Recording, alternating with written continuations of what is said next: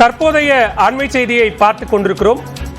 கடலூரில் ரவுடியின் வங்கிக் கணக்கில் மிக அதிக தொகை வந்ததால் காவல்துறையினர் அதிர்ச்சி அடைந்திருக்கிறார்கள். சிறுக சிறுக ரவுடியின் வங்கிக் கணக்கில் 2.5 பணம் பரிமாற்றம் செய்யப்பட்டிருக்கிறது. இது தொடர்பான கூடுதல் விவரங்களோடு இணைகிறார் செய்தியாளர் பிரேம். விவரங்களை பதிவு செய்யலாம். பாலவேல் கடலூரில் பிரபல ரவுடியாக கருதப்பட்டிருக்கக்கூடிய அசோக் குமாரின் தற்போது அவரது வங்கி கணக்கில் 2.5 கோடி ரூபாய் பண பரிவர்த்தனை செய்யப்பட்டிருப்பது போலீசாரின் தகவல் தற்போது கிடைத்திருக்கிறது. கடலூர் மாவட்டம் பேர் பெரியாங்குப்பம் கிராமத்தைச் சேர்ந்தவர் அசோக் குமார். இவர் மீது அடிதடி மற்றும் கொலை உள்ளிட்ட 10 வழக்குகள் உள்ளது. காவல்துறையின் சரித்திர பதிவேடு குற்றவாளியாகவும் இவர் உள்ளார்.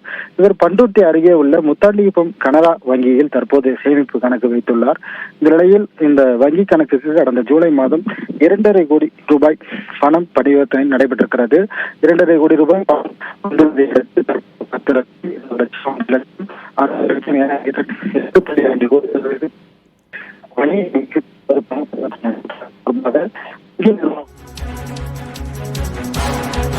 பன்ருட்டி அருகே ரவுடி அசோக் குமாரின் வங்கிக் கணக்கில் 10 லட்சம் 20 லட்சம் 50 லட்சம் என சிறுக சிறுக 2.5 கோடி ரூபாய் வந்ததால் வங்கி அதிகாரிகளுக்கு சந்தேகம் ஏற்பட்டிருக்கிறது. இந்த பெருந்தொகை கனரா வங்கி கிளைக்கு வந்தது குறித்து காவல்துறையினர் விசாரணை நடத்தி வரும் நிலையில் காவல்துறை விசாரணை செய்வதை அறிந்து நண்பர்களின் கணக்குக்கு அசோக் குமார் தொகையை மாற்றிய நிலையில் தற்போது அந்த வங்கி கணக்கு முடக்கப்பட்டிருக்கிறது. காவல்துறை நெருங்குவதை உணர்ந்து அசோக் குமார் தலைமறைவாகி இருக்கிறார்.